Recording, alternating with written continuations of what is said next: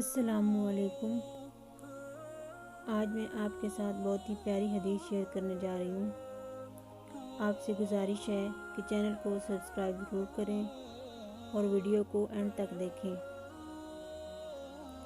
اور ثواب کی نیت سے آگے شیئر ضرور کریں۔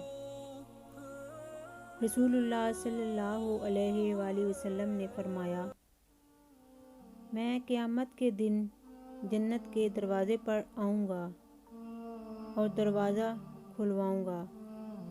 جنت کا دربان پوچھے گا، آپ کون ہیں؟ میں جواب دوں گا، محمد صلی اللہ علیہ وآلہ وسلم۔